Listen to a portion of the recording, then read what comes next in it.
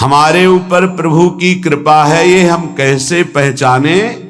तो ये 8 लक्षण प्रकट होने लगते हैं जिस पर हरिजू की प्रियाजू की कृपा है। पहला, घोर अपराध करने वाले के प्रति भी दया की भावना, शांति पहला लक्षण है। भाव में भी पहले शांत भाव है। हमारे ऊपर श्री हरिजू की कृपा है, इसकी पहचान ये 8 लक्षण।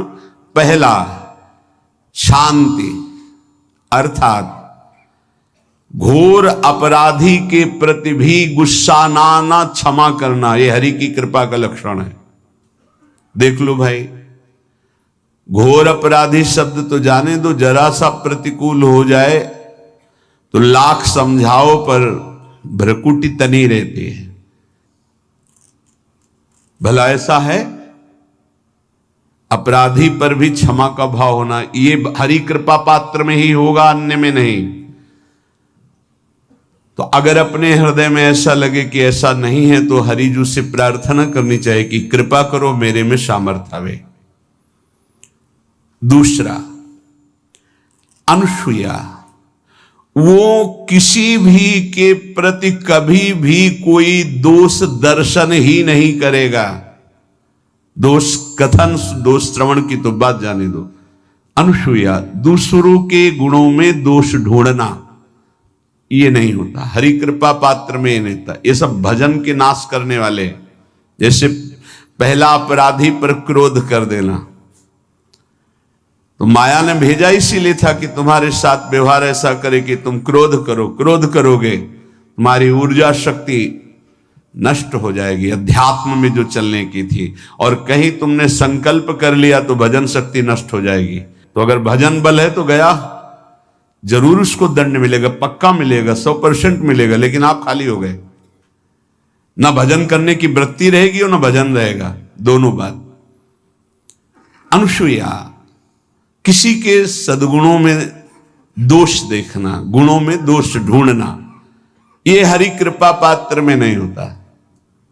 ये बहुत मंगलमयी बातें हैं जिससे हमारा भजन मार्ग पुष्ट होता है।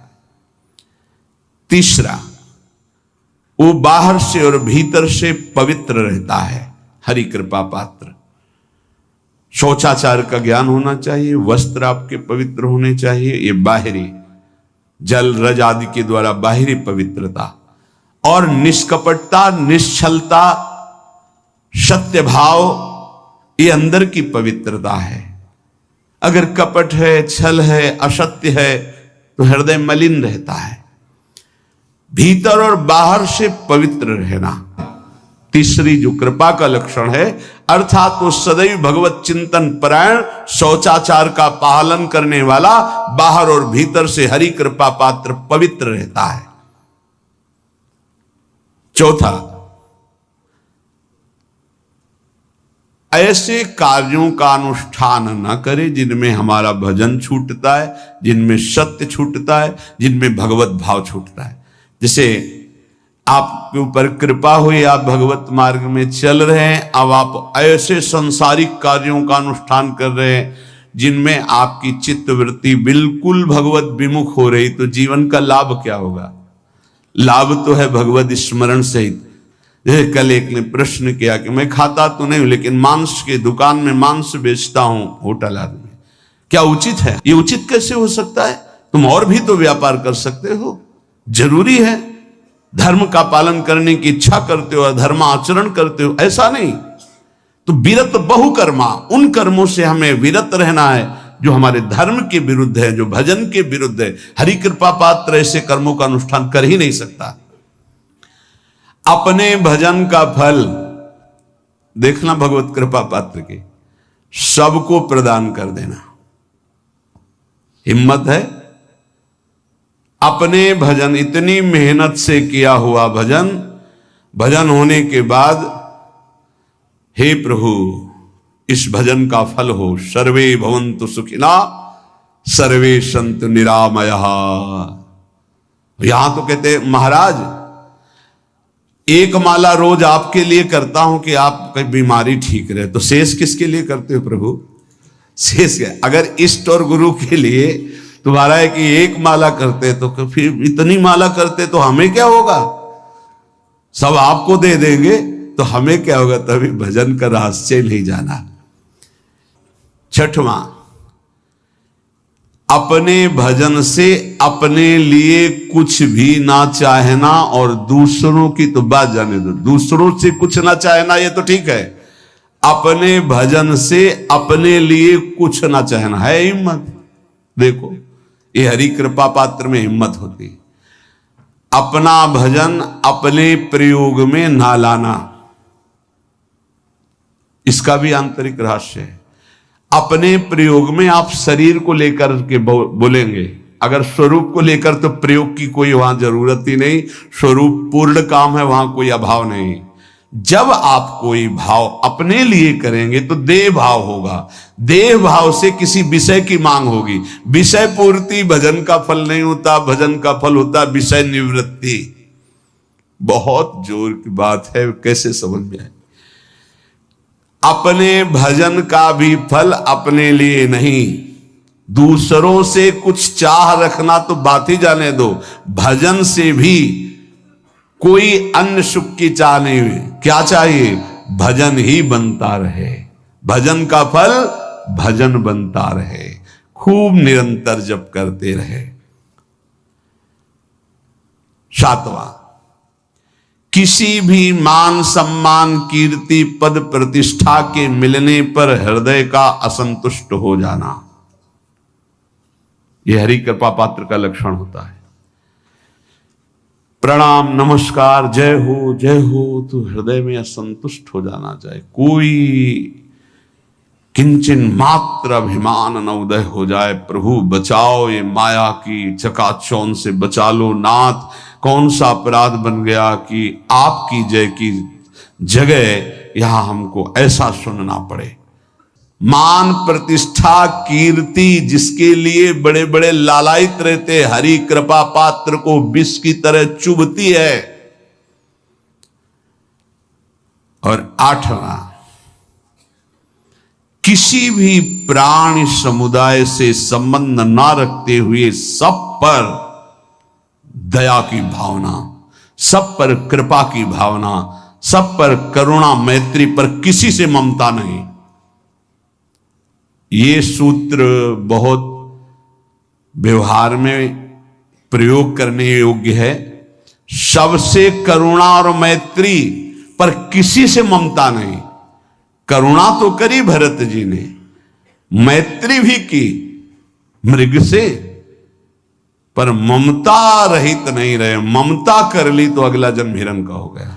प्राणी मात्र पर दया कृपा करुणा मैत्री पर ममता नहीं, ममता किसी से। और यहां करुणा मैत्री ये तो गायब हो गई, केवल ममता रह गई है। अपने शरीर से ममता, शरीर संबंधियों से ममता, विषय भोगों से ममता, यही जहर है। संबंध में ये ममता ही जहर है, विचारों में अहंकार जहर है, कर्मों में ये आसक्ति जहर है। संतों के कहा जाता है चरण स्पर्श से ज्यादा पावर मिलता है। अगर चरण स्पर्श न करावे तो उनकी चरण रज ले ले, नहीं कोरी भावुकता नहीं। संतों के शरीर से भागवतिक परमाणु निकलते हैं, क्योंकि हर समय भजन में रहते हैं। तो हाथों की अंगुलियों के पूर्वों में आगे, और चरण तलवे में, और चरण के अंगूठे अंगुलियों में, यहां से विशेष ऊर्जा शक्ति निकलती है उनकी भजन की। इसीलिए विद्युत परमाणु जैसा काम करती चरण रज, बिजली जैसा काम, क्योंकि तलवे में और चरण के अंगूठे में वो स्पर्श हुई चरण रज विशेष। पैर छूने से लाखों गुना लाभ चरण रज से मिलेगा। उनकी चरण का चिन्ह बना, चल रहे हैं आगे, कहीं ऐसा सौभाग्य हो कि पानी है मजा के गए, चरणामृत सीधे मिल रहा है। चरणामृत अपने तो बहुत सौभाग्य कई बार ऐसे मिले, पैर के अंगूठे में सबसे ज्यादा परमाणु होते हैं संतों के। अतः जहां जहां संतों के चरण स्पर्श होते हैं वहां वहां की रज पूरे शरीर के विद्युत को उस रज में, उनके शरीर में जो ऊर्जा शक्ति भजन की वो उस रज में, इसलिए उस रज का। और यहां वृंदावन की रज तो महारानी जी की चरण रज है। सद्यो वसीकरण चूर्ण मनंत शक्तिम तम राधिका चरण रेणु मनुस्मरामि। रोज चरण वंदना वृंदावन की करके और रज लगावे, बहुत लाभ प्राप्त होगा। जो रोज रज का सेवन करता है उसके अंदर भागवतिक परमाणुओं का समावेश हो जाता है। 10,000 वर्ष एक पैर के अंगूठे के बल खड़े होकर दोनों हाथ उठा के, जो हम लोग 1 मिनट नहीं कर सकते, पैर के अंगूठे के बल खड़े होके दोनों हाथ उठा 1 मिनट नहीं कर सकते, वो 10,000 वर्ष मंत्र जपते हुए तब कहीं करदम जी को भगवान का दर्शन हुआ था। यहां 10,000 वर्ष है ही नहीं जिंदगी में, 70-80 वर्ष के खेल है हमारा। इसमें अगर हम निरंतर नाम जप कर लें तो बिना किसी तपस्या के भगवान के दर्शन हो जाएंगे। कह रहे मेरा विश्वास है कि इस कलयुग में भगवान के दर्शन बहुत सरल हैं, सहज हैं, पहले युगों से भी।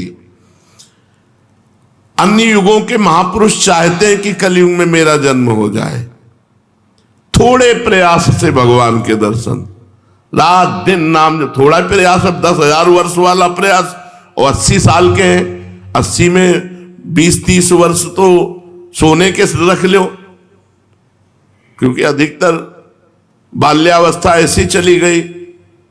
अब जवानी में अगर होश आ जाए और नाम जप कर ले तो इसी से भगवत प्राप्ति हो जाएगी। ऐसा रोज आने लगता है कि आज भगवान मिलेंगे, आज भगवान मिलेंगे। जब भजन परिपूर्ण होने लगता है, भगवान को मिलना होता है, तो हृदय से लगता है आज भगवान मिलेंगे, आज भगवान, आज तो पक्का मिलेंगे। भगवान मिल जाते हैं।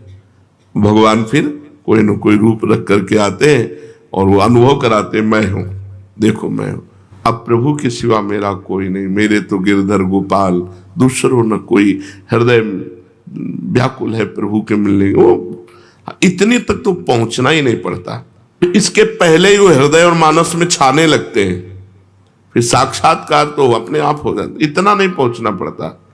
मारो नहीं, सहज सरल आनंद, व्याकुलता आनंद भरी, और उतने में आप थोड़ा करके देखो आपकी भावना में आते हैं कि नहीं प्रभु। अभी देखो आप जितना भजन करते हो उतनी भावना में आते हैं कि नहीं, देखो आप तो वैसे आपकी भावना के सामने है। और जब गाढ़ भावना हो जाएगी तो ही आपसे बात करने लगेंगे। वो है, कोई कण ऐसा नहीं जाना हो तो जब आप भावना कर रहे हैं तो आपकी भावना में जो झांकी आई वो आए हैं प्रभु, वो केवल कोरी भावना नहीं है। क्या साधना करते करते साधन के बल से भगवान मिल सकते हैं? नहीं।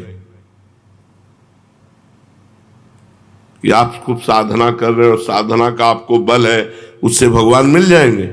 नहीं, उसका फल मिलेगा आपको, तप लोक, महालोक, जनलोक, ब्रह्मलोक और भी, लेकिन भगवान नहीं मिलेंगे। भगवान का मिलने का एक ही उपाय है कि वो कृपा कर दे, वो कृपा कर दे। कोई साधक चाहे कि अपने तपोबल से, अपने साधना के बल से भगवान को बांध के सामने खींच के लाए, ऐसा कोई तपस्वी नहीं पैदा हुआ, ऐसा कोई साधक नहीं पैदा हुआ। कितना भी साधन किया जाए, कितना भी योग किया जाए, परंतु भगवान के दर्शन सिर्फ भगवान की कृपा से होते हैं। हाँ, वो देखकर द्रवित हो जाए कि बहुत तप कर रहा है, बहुत साधन कर रहा है, थक गया है, अब द्रवित होकर भगवान दर्शन दे दे। लेकिन कोई अपने तपोबल से, कोई ये कि मैं साधना कर रहा हूं, भजन बल से भगवान को अधीन कर, ऐसा नहीं कर सकता। वो जब भजन करते हुए दैन्य भाव, तो भगवान द्रवित हो गए और वो दर्शन दे दिए। क्या जैसे हम दो मित्र मिलते हैं ऐसे भगवान से मिलकर वार्तालाप कर सकते हैं? हाँ, अवश्य। यदि आपके अंदर भगवान से प्रेम उदय हो चुका है तो भगवान आपसे दो मित्रों की तरह एकांत में मिलकर परस्पर वार्तालाप कर सकते हैं। बिल्कुल, इच्छा जगाओ, मिलने की इच्छा जगाओ। जब एकांत में भक्त और भगवान बातें कर रहे हैं तो दूसरा देख सकता है, दूसरा सुन सकता है? नहीं। मान लो यहीं बैठकर भगवान से बातचीत हो रही हो, तो जैसे नारायण स्वामी थे, कहते भाग तू भाग, कितना भागेगा, और कपड़ा समेट के पीछे भागते, तो लोग देखते कोई नहीं सामने, तो बाबा पागल हो गया है। कुसुम सरोवर तक दौड़ के आते, फिर लौटते, फिर मुखारबिंद तक दौड़ के जाते, फिर वहां। जब प्रेमी जनों ने पूछा तो बोले हमारी उसकी छुआछुई हो रही, वो देखो सामने दौड़ रहा है, मैं उसे पकड़ रहा हूं। लेकिन सबको लगता कि पागल हो गए हैं क्या, दौड़ रहे हैं। कहते भाग तो कितना भागेगा, आज मैं पकड़ के छोड़ूंगा, और सामने कोई है नहीं। तो लोग पागल ही तो समझते थे, तभी भक्त को एक पागल संज्ञा दे दी जाती है। जिसको समझाने के लिए बिजली का भारी करंट मार दिया जाए, झटके में वो बस ऐसे। भगवान अनंत सामर्थ्यशाली। कहते हैं तुम घर सजाओ भगवान आएंगे। हाँ, तो मन का घर, ये बाहर वाला घर सजाने से नहीं कि बाहर आप खूब सजा दो लीप पोत के, तो भगवान यहां मन रूपी घर को, मन से संसार रूपी कूड़ा निकल जाए, दैवी संपदा आ जाए, मन मंदिर बना लो, मन सजा लो, मन के दुर्गुण हटा लो, मन को संसार से खाली कर दो, भगवान आ जाएंगे। मन रूपी घर को सजाना। क्या भगवत प्राप्ति प्रारब्ध में लिखी है कि तुम्हें जाओ इस जन्म में भगवत प्राप्ति हो जाएगी? नहीं। भगवान का भजन संत समागम के द्वारा प्रारंभ होता है, और भजन के द्वारा हमारा भाग्य नया निर्माण होता है भगवत प्राप्ति का। वो पूर्व जन्म से नहीं होता कि अगला जन्म तुम्हें भगवत प्राप्ति हो जाएगी, वो भजन से होता है। क्या प्रारब्ध बाधा पहुंचा सकता है? इच्छा प्रबल हो, भजन कस के हो, भगवान की अनन्यता हो, तो प्रारब्ध बाधा नहीं पहुंचा सकता, नहीं पहुंचा देगा। प्रारब्ध बहुत बुरा होता है। जिसे मान लो दोनों किडनी फेल, डायलिसिस, बड़ी समस्या, बड़ा परेशान, पर भगवान की कृपा से चल रहा है, साधन भी चल रहा है जो भगवान चला रहे हैं। जैसे अगर बताओ प्रारंभ में ही हो जाता, मान लो भजन शुरू किया, प्रारंभ हो गया, मार दिया ना प्रारब्ध ने। तो प्रारब्ध बाधा पहुंचा सकता है भगवत प्राप्ति में, यदि भगवान की अनन्यता न हो, भगवान की शरणागति न हो, भगवान का भजन न हो। भगवान की अप्राप्ति के संताप का क्या स्वरूप है? जिया ना जाए। भगवान के अमिलन में, भगवान के बिछोह में एक एक निमेष युग के समान लगने लगे। ऐसा नहीं लगता। ये परम धाम क्या है? वैकुंठ लोक, गोलोक, साकेत, कैलाश, ये परम धाम है। एक है या अलग है? एक ही है, और भावना के अनुसार अलग वैभव प्रकाशित हो जाएगा। धाम नित्य चिदानंद एक है। आपने भगवान शिव की उपासना की तो आपको पूरा कैलाश रूप में भगवान शिव परिकर सहित अनुभव कराएगा। राम जी की उपासना की तो वही धाम साकेत बनकर अनुभव कराएगा। श्याम जी की उपासना की वही धाम गोलोक बनकर अनुभव कराएगा। धाम एक है, वो चिदानंदमय है, तो भक्त जैसी भावना करता है वैसा अनुभव कराता है।